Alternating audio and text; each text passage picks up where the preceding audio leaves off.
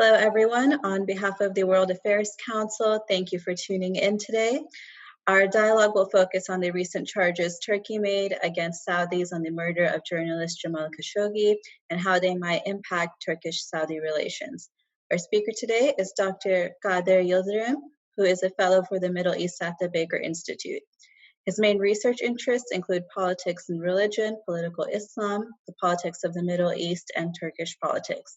Dr. Yildirim recently published the book Muslim Democratic Parties in the Middle East and is currently working on a book about institutions and religious party evolution in Western Europe and the Middle East. Thank you, Kadir, for giving us your time today. My pleasure. Happy to be here. So before we get into the charges against Khashoggi's murder, could you provide an overview of general Turkish-Saudi relations? Sure. I was actually thinking about maybe going the other way around, if that's okay. Sure. Let me begin with what the case is. So Jamal Khashoggi was a member of the Saudi elite when he was in Saudi Arabia. He broke with the royal family in 2017 and moved to the United States. And he began writing for the Washington Post. And he became one of the most vocal critics of the Saudi regime. So remember that this is the time when King Salman is in power and his son, Mohammed bin Salman, becomes the crown prince. And he's a staunch critic of this new regime. In 2018, he visits the Saudi consulate in Istanbul. Mm-hmm. And he wants to get some documentation, paperwork for his upcoming marriage with his Turkish fiancée. And then no one ever heard back from him. And this is when things get, getting publicized about what happened to Khashoggi. According to the Turkish prosecutor's office in Istanbul, 20 Saudi nationals are formally charged over Khashoggi's murder, and this happened according to the prosecutor's office on October 2nd, 2018, in Istanbul.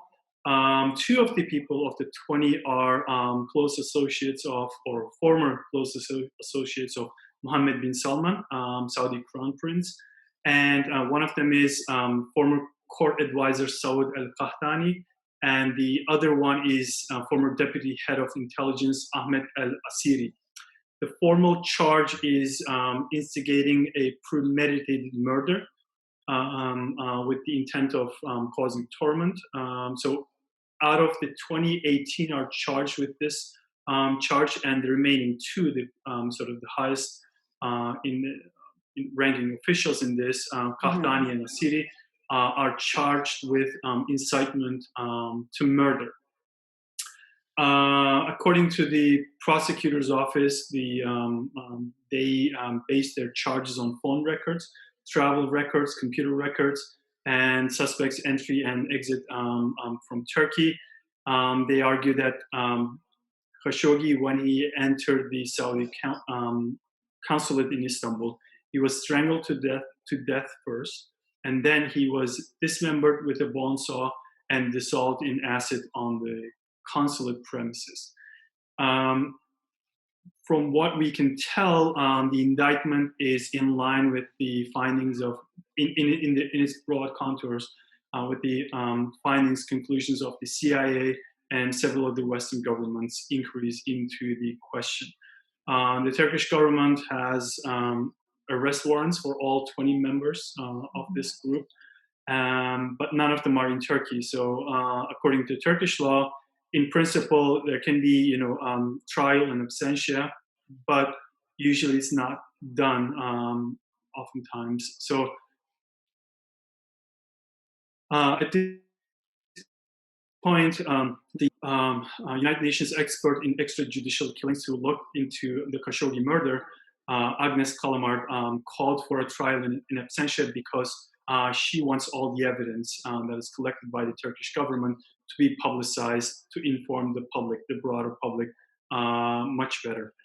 In the meantime, the Saudi government or judiciary has sentenced 5 people to death in relation to Khashoggi's murder. and 3 in different levels of imprisonment. But we don't know who these people are. They have not been identified, and they definitely do not include the top 2 officials, Qahtani and Siri, among these. Saudi prosecutors claim that there was no premeditation in the murder. There was no intent on murdering him when they traveled to Turkey. It happened, on the consular premises all of a sudden. But even then, this is kind of a unsatisfactory sort of route by the Saudi government, because this is still an ongoing process, and for death sentence to be carried out in Saudi Arabia, it has to go through appeals court and high court, and it has to be approved by the king, and it could drag on for years with no certainty in sight. This is a big issue, partly because of the crown prince's assumed role or alleged role in the killing. His reputation, at least among certain people or certain groups of people or countries, his reputation, Mohammed bin Salman's reputation, is irreversibly damaged, and his image in the West as a liberal reformist took a big hit. And the Turkish government is trying to use this as leverage in its relations with the Saudi regime in terms of regional sort of power competition. And how might this impact Turkish and Saudi, not just political, but also economic relationship? Right. So this is at its core, I think we need to look at the sort of broader context of Turkish-Saudi relations. What we have is competing visions for the future of the region by the Saudis and by the Turks. So Turkey's relationship with the Saudi monarchy was pretty good up until the Arab Spring in 2010-11. This is when we see kind of a divergence happening. Before that time period, we see Turkey and Saudi Arabia being cautious about Iran's increasing role in regional politics, as well as trying to maintain or keep Israel on check by both parties. So they were competing with these other 2 countries for regional power. So they were in some form of unofficial alliance leading up to that. But with the Arab Spring, things have started diverging, partly because on which side of the Arab Spring protests these 2 countries or these 2 regimes have fallen. Turkey preferred to support revolutionaries almost unconditionally across the region in any context that they happen, and oftentimes disfavored Islamists, who are the most well organized with the strongest grassroots mobilization in pretty much every single country. By contrast, Saudi Arabia was opposed to these protests, region-wide protests, because it undermined the status quo. Not so much because of ideological underpinnings, but because these kinds of movements, protest movements, the Saudi regime reasoned that would undermine, would threaten stability within Saudi Arabia, and would bring Saudi regime's legitimacy to question. For example, in the developments in Egypt, when Mohammed Morsi took power in Egypt, who is a leader, who was one of the leaders of the Muslim Brotherhood. Turkey strongly supported that, and Saudi Arabia actually really pushed back against it and tried to undermine the Morsi regime in Egypt as much as they could.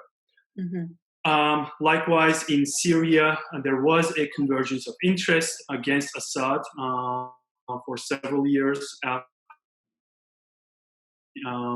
breakout of the civil war there. But once the Russian military intervention tipped the balance in favor of Assad regime, the Saudi position shifted toward finding a quick, rapprochement and solution to the conflict.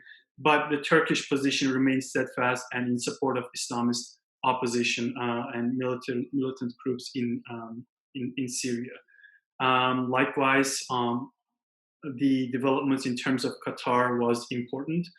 In 2017, Egypt, Saudi Arabia, United Arab Emirates, Egypt, and Bahrain imposed a blockade against Qatar because of its relations with Iran. And they urged the rest of the Muslim world to follow suit, but Turkey did not. By contrast, Turkey actually provided aid to Qatar when it was blockaded by all its neighbors, and developed and improved the relations between the two countries. And so this effectively established a cleavage within the Sunni sort of world, Middle Eastern world. And you have Saudi Arabia and its allies on one hand, and Turkey, Qatar on the other hand. And the Khashoggi murder is playing out on this background. Thank you very much. And lastly, I want to shift over to talking about kind of the journalism area. Both Turkey and Saudi have a bad reputation with their treatment of journalists, which has often been violent. Has this event changed anything in terms of accountability and violence against journalists in the region?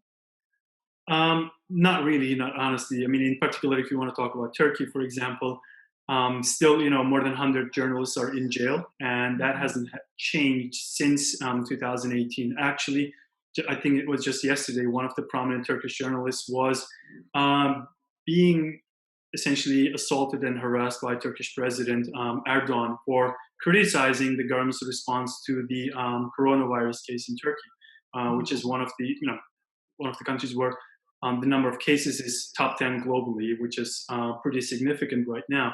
Right now, the government is considering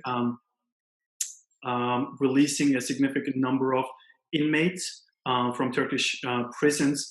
But interestingly, none of the journalists, according to the government's criteria, qualify for the release, which is, all the political prisoners, including journalists, will be kept in jail, which is, I think, a very good indication of the sort of the,